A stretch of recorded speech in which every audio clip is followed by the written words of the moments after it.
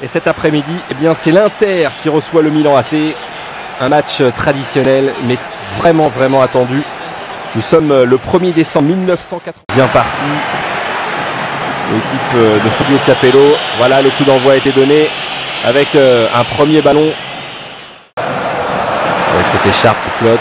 Juste devant l'écran, attention à ce ballon devant pour Marco Van Basten qui va entrer dans la surface. Van Basten qui est passé, qui va peut-être centrer ou tirer, qui peut centrer. Ah, il a été déséquilibré, le bon retour. Il est arrivé en 88, c'est-à-dire un an après Gullit.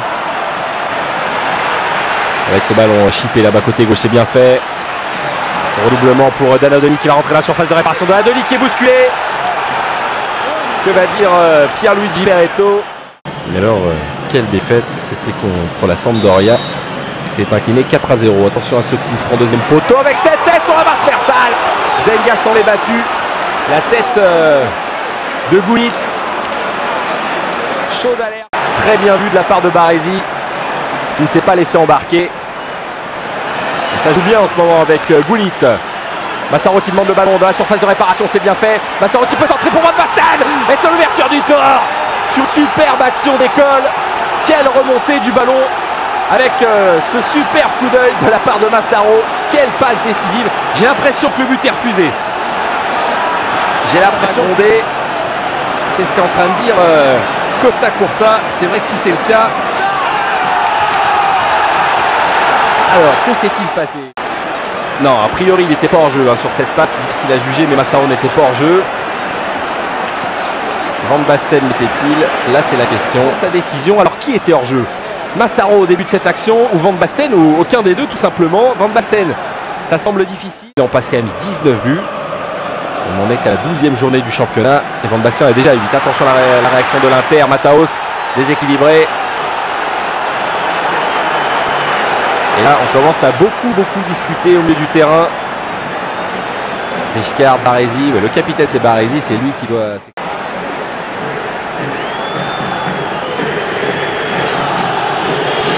Allez, Baresi qui a pris un avertissement. C'est vrai que le capitaine dans ce genre de situation est toujours le premier averti. Ça fait un partout au niveau des avertissements parce que Montanari a pris un. C'est finalement Mataos qui peut frapper, mais là sans problème pour Sebastiano Rossi. Les joueurs de Fabio Capello. Klinsmann qui rôde toujours aux alentours de la surface. Bremeux qui peut redonner à Klinsmann. Attention à Jürgen Klinsmann qui peut frapper. Ça va passer juste à côté.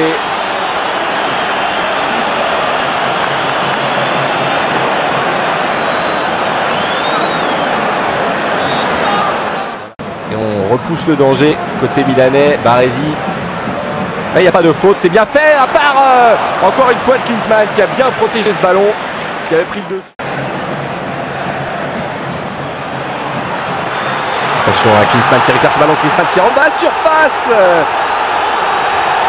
et l'arbitre qui siffle une faute. Ouais, alors que évidemment du côté de l'Inter on réclamait l'avantage qui aurait permis à Klinsmann de rentrer dans la surface de réparation. Grosse colère de la part des interistes alors que les joueurs là commencent à frappe. Il y a Baresi qui semble près du ballon. Il y a évidemment Bremeux. Tout à l'heure c'est Mataos qui l'a frappé. Bremeux cette fois-ci va frapper. La frappe de Bremeux. Oh, ça va passer à côté. Oh, ce ballon qui a un peu flotté.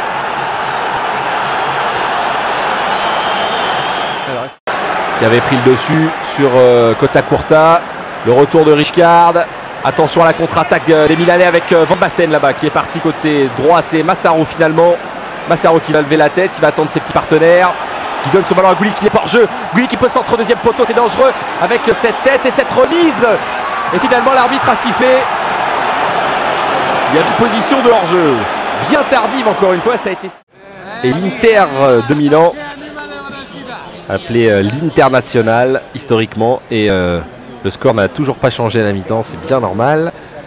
Le Milan AC mène. On va échanger les rôles côté interiste avec cette frappe de Mataos. Oh, ça va passer vraiment très près d'égalisation. Regardez ce coup de canon de la part de Mataos. Oh là oui.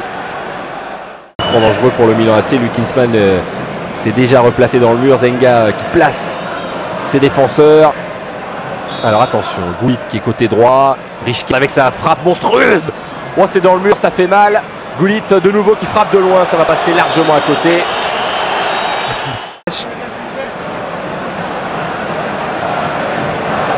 qui a valu donc au gardien de la Squadra Azzurra de prendre un carton jaune. Le centre, finalement, ballon repoussé, le danger et l'égalisation. L'égalisation de Jürgen Klinsmann. On vous avait dit que c'était un duel de buteurs et sur ce moment de flottement, eh bien Jürgen Klinsmann lui-même marque le but de l'égalisation. C'est son premier but seulement cette saison, Jürgen Klinsmann, sur ce ballon mal repoussé par Costa Curta. Ah, on a retrouvé un peu de fierté du côté des supporters de l'Inter. Et le duel tant attendu Van Basten-Klinsmann eh bien, est au rendez-vous. Les deux hommes ont marqué. Qui va donner là-bas côté droit. Gullit, changement de côté, c'est parfait pour Massaro. Massaro qui va rentrer à la surface de réparation. Massaro qui va frapper directement sur Zenga. Allez, Van Basten qui... Ballon qui circule bien.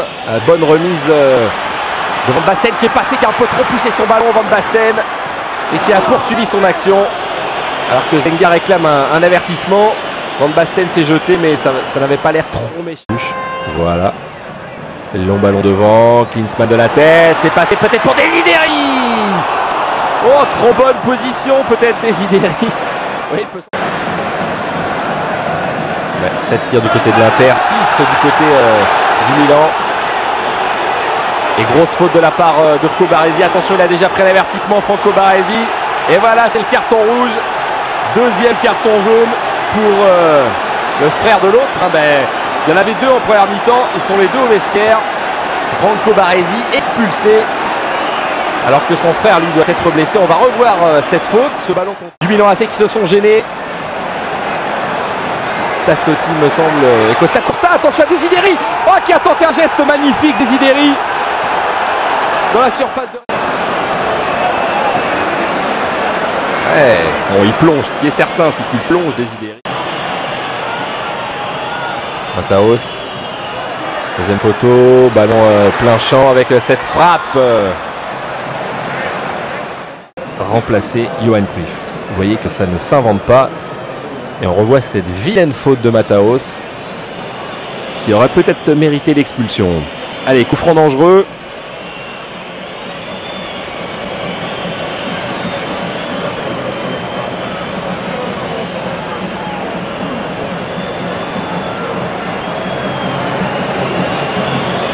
Alors il y a du monde pour frapper Gullit, Richcard, faites vos jeux. Alors que du côté du Milan AC, on demande au mur d'être à distance. Allez, la combinaison des joueurs du Milan AC, peut-être c'est frappé directement. Le ballon directement dans le mur. Championnat Serie A. Gullit. Une de géant, Gullit, regardez la rapidité de Gullit qui est passé face à Bremeux. Extraordinaire, Ruud Gullit qui va frapper. Oh, la pression que nous a fait Ruud Gullit. Vers Zenga, petite accolade avec Zenga. C'est un monstre ce joueur. Tassotti qui va aller se coller, même si le mur est à bonne distance, mais le coup franc est quand même très lointain. Matao sans force, Rossi qui dévie ce ballon. Quel coup de canon de Lothar Matthäus.